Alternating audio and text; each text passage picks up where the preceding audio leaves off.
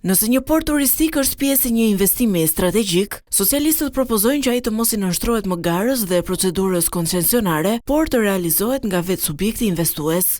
Ky ligj është vetëm për ato investime strategjike ku në tërësinë dhe në përbërjen e tyre kanë dhe portin turistik. Kurse nëse porti turistik do të ndërtohet si një projekt më vete, atëherë ai do t'i nënshtrojë të gjithë garës konkurruese dhe asaj koncesionare. Propozuesja Zamira Sinaj shpjegon pse është i nevojshëm ky ndryshim ligjor.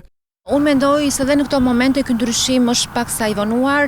Ne të gjithë jemi të përgjegjshëm, e shohim që Shqipëria ka një bum turistik sidomos 5 viteve të fundit, por ama ekonomia detare ka ecur me ritme tepër të ngadalta.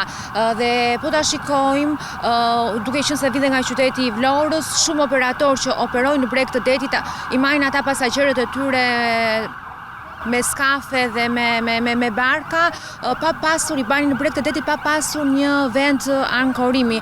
Dhe shpesh kjo gjë është kthyer dhe në burim aksidentesh, si për pasagjerët, ashtu dhe për pushuesit. Sipas projektligjit të depozituar në Kuvend, kur portet turistike janë pjesë përbërëse e investimeve strategjike turistike, zbatimi paralel i këtyre dy paketave ligjore sjell mbivendosje procedurash dhe vështirësi në realizimin e projekteve. Përmes këtij projektligji synohet krijimi i një trajtimi të veçantë për këto raste, me qëllim garantimin e unitetit të projektit strategjik, për shpejtimin e proceseve administrative dhe rritjen e sigurisë juridike.